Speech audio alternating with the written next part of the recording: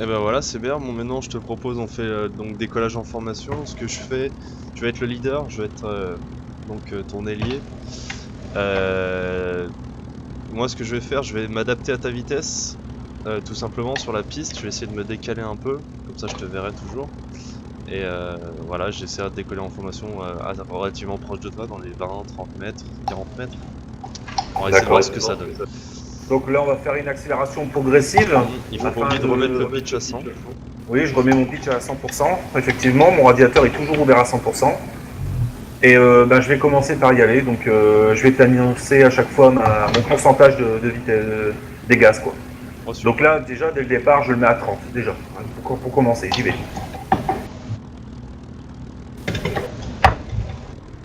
« 30%, ça avance tout doucement. Ça augmente. Je monte à 40.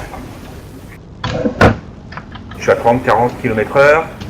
Je pousse à 50. 60 km/h. Je pousse à 75 en gaz. L'avion se redresse. Je suis à 120, 130, 140. Je pousse. 90, 100%. Je profite de la longueur de la piste pour bien prendre ma vitesse. Je suis supérieur à 200 km/h. Je tire tout doucement sur le manche. Et je rentre mon train immédiatement. Et je rebascule à 80% de gaz pour une vitesse de croisière.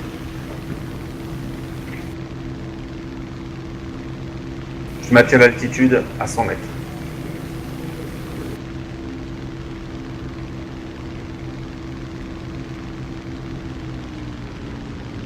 On va prendre un peu d'altitude. Donc on va monter progressivement. Je mets à peu près la ligne d'horizon au milieu de mes instruments dans mon cockpit. Oula, la réduite. Non, bah non, c'est le fait de monter. Je remonte un peu les gaz, je remonte à 90%. Reçu. Il faut savoir que si on a les commandes du radiateur en manuel, moins on ira vite, moins il y a d'air qui s'engouffre dans le radiateur. Donc forcément, la surchauffe est beaucoup plus rapide. Donc ça, c'est quelque chose qu'il ne faut jamais oublier de gérer. C'est pour ça que moi, je laisse mon radiateur toujours ouvert à 100% et je le fais uniquement pour gagner de la vitesse en combat. Uniquement. On va se stabiliser à 1000 mètres. Reçu. Donc je tiens à préciser, quand vous êtes en formation, là il est à 90, mais moi je vais gérer à côté pour pas l'overshot ou le rattraper, donc je vais osciller 90, 85, 95. Ça dépendra si je suis en retard ou pas. Normalement, de toute façon, le leader donne en gros une valeur de son throttle et enfin de sa vitesse en général, et après c'est quand même à ces 4 ailiers à ces 3 ailiers de section de vraiment compenser pour pas le dépasser. Donc là on arrive à 1000 mètres, j'équilibre. On va bientôt sortir de la carte, donc je propose qu'on fasse un virage à gauche pour reprendre un cap plein nord. Reçu. Donc généralement les leaders, ils annoncent et ils font, je trouve qu'il est important, c'est d'incliner l'avion comme je vais faire là, d'incliner l'avion avant même de tourner, comme ça même si là quelqu'un n'a pas compris l'information, il voit, on incline l'avion et ensuite on change de trajectoire. Comme ça, s'il y a un problème de communication, la personne qui suit permet de comprendre tout de suite ce qui va se passer. Et hop, cap 0. Et je redescends les gaz à 80%. Donc je tiens à préciser aussi, si vous êtes à l'extérieur de la formation, ou à l'extérieur du virage, pardon, comme j'étais là, il faut augmenter les gaz. Alors on verra dans la vidéo, j'ai augmenté un petit peu en retard, mais c'est bon, après le retard est vite rattrapé. Et du coup, inverse pour l'ailier volant à l'intérieur, qui lui doit couper les gaz et virer un petit peu plus tôt que le leader d'ailleurs, pour pas lui rentrer dedans. Et bien anticiper au niveau des gaz pour rattraper la différence ensuite.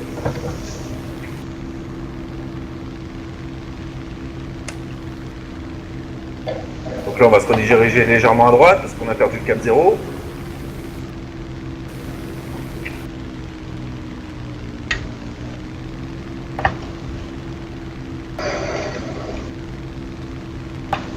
Messieurs, est-ce que je continue à m'occuper des ponts ou je vous rejoins pour un vol à formation? Tu peux nous rejoindre, il n'y a aucun souci. Bon, j'ai eu un pont que les troupes étaient en train de traverser. J'espère que ça va nous permettre de finir le tuto. Je vais passer sur ta gauche un peu, CBR. Leader, je devrais dire. Donc je tiens à préciser, là je vole un peu serré avec CBR, c'est pour vous montrer, mais en vrai vous n'avez pas besoin de serrer comme ça. C'est plus pénible à voler parce qu'on est obligé de surveiller l'avion pour pas lui rentrer dedans et faire des ajustements avec le gaz, c'est assez pénible. Le mieux, ce que je préconise comme distance, je vais m'éloigner un peu. Par contre, là, on rentre dans les nuages, je te propose de redescendre à 1000 mètres. Ah, super. De toute façon, je te suis.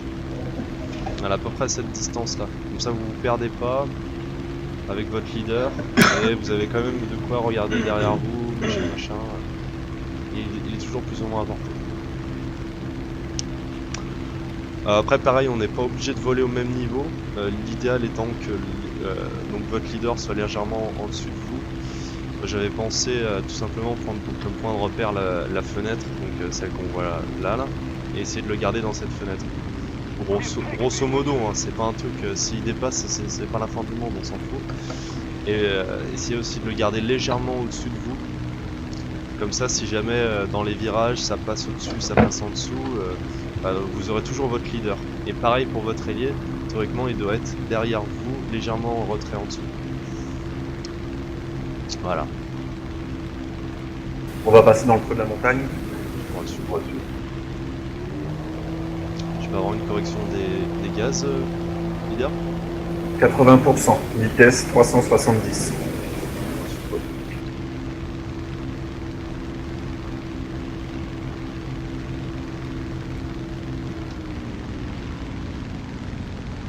Donc il est toujours important dans une formation, lorsqu'on n'est pas leader, c'est toujours avoir un œil sur le leader et d'observer dans la même direction, voir si on ne voit pas un contact. Voilà. Ça c'est très important, ça permet de savoir où est-ce qu'on va, de savoir où est-ce qu'on se trouve dans la formation et en même temps de voir ce qui se passe et ce qui arrive. De toute façon, normalement, alors les options d'orientation des pilotes sont telles quelles. Les avions sur la gauche regardent à droite et les avions de gauche regardent à gauche. Les avions de droite regardent à gauche, excusez-moi. C'est ça, ouais, toujours en gardant le leader plus ou moins en vue. C'est ça.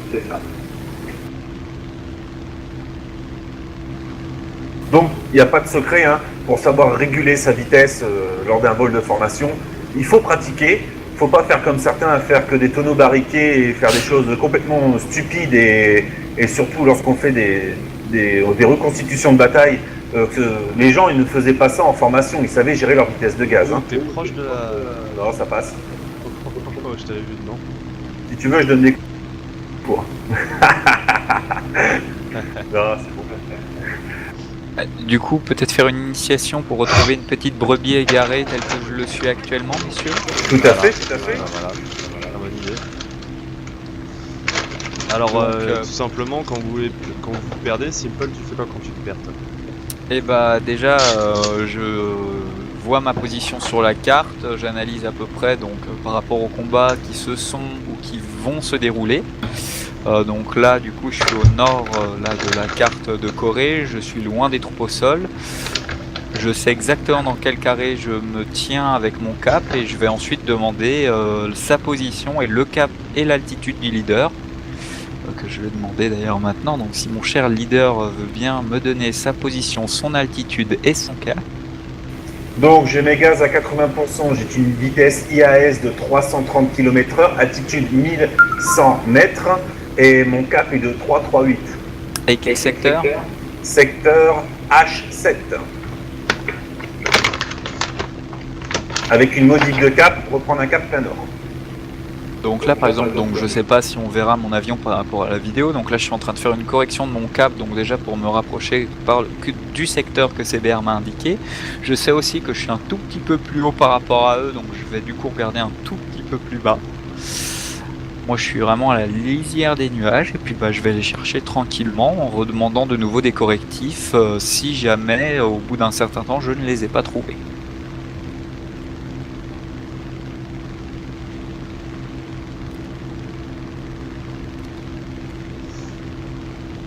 Rouge leader à avion isolé. Modification de cap. Cap au 180. Direction plein sud, colonne 7. Position actuelle, F7. Altitude, 1100 mètres. Compris.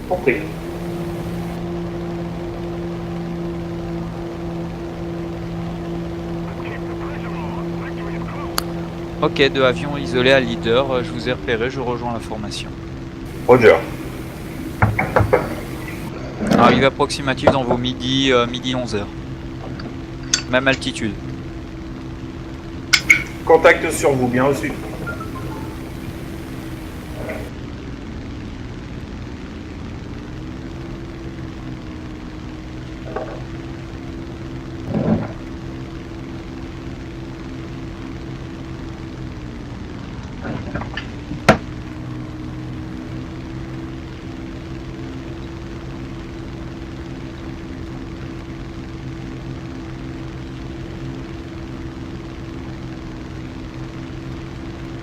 Il est important également dans l'émission, c'est toujours de surveiller sa jauge de carburant, parce qu'il ne faut jamais attendre d'être dans le rouge pour se dire tiens, il faudrait peut-être temps d'aller faire le plein. Donc là, je ne sais pas pour vous, mais moi il me reste 12 minutes de carburant. En temps de combat, généralement lorsqu'on nous reste 10 minutes, c'est là qu'on va commencer à prendre le chemin du retour, parce qu'il suffit qu'on ait le réservoir percé et la quantité de carburant va vraiment se casser la gueule, quoi. Donc il faut vraiment faire vraiment attention, toujours jeter un œil sur sa jauge de carburant.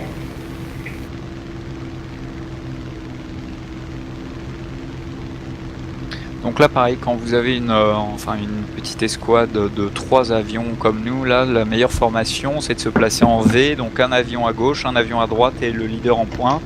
L'avion de gauche surveille la droite de la formation, l'avion de droite surveille la gauche et le leader tient le cap. On passe entre les deux montagnes, hein, pour pas aller dans les nuages.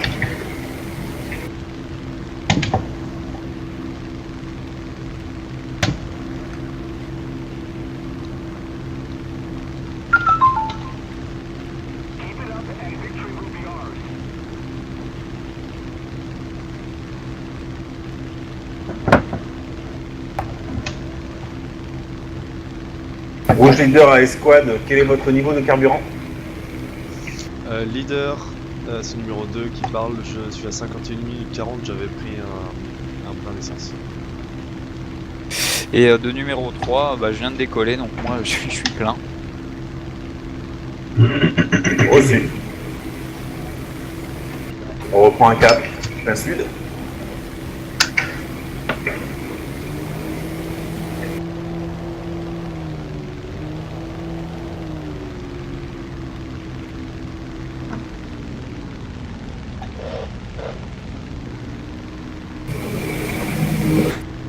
Là, moi en tant que leader, je regarde vite fait à ma droite et à ma gauche. Forcément, mon avion n'est pas très stable dans ces moments-là. Je regarde à ma droite, à ma gauche, je regarde où sont mes collègues. Je vois que la formation, elle est très bien tenue. Tout est impeccable. À partir de là, en tant que leader, je regarde bien à droite, à gauche, en haut, en bas, voir si je détecte vraiment personne, aucun ennemi. Et parce que je sais que mes camarades qui me suivent ne peuvent pas être à 100% libres au niveau des vues. Donc, c'est vraiment à moi de regarder à droite, à gauche, en haut, en bas, et pouvoir communiquer avec les autres escouades afin de détecter l'ennemi et l'intercepter. Après, pareil, parenthèse, donc là, c'est pas forcément par rapport au tuto, mais par rapport à l'action qui vous sera demandée. Faut vraiment bien connaître les avions. Tout à l'heure, par exemple, donc petite mission, on s'est fait arroser en face à face par des D520 qui étaient dans notre équipe, qui nous ont pris pour des 109 allemands. Étant donné que sur la campagne de France, il n'y a pas d'indicatif d'ennemis ou d'alliés. Exactement comme j'ai mis les settings. Pareil, bien connaître les caractéristiques de vos avions par rapport à ceux de vos adversaires. Le P-36 que nous avions ici monte beaucoup moins bien qu'un 109. Pour ce qui est de la vitesse à plat, nous sommes aussi beaucoup plus lents. Nous tournons par contre beaucoup mieux, sommes moins bien armés. Voilà, c'est des choses à prendre en considération. On tourne mieux, il faut bien préciser qu'avec le P-36C, on tourne mieux qu'un 109 à petite vitesse et selon l'altitude. Hein. Oui. Hein, si on veut vraiment avoir la domination contre un 109, il faut aller à petite vitesse et plutôt inférieur à 4000 mètres. Messieurs, je vais vous laisser suivre votre chemin de route. Moi, je m'en vais faire le plein et je vous rejoins.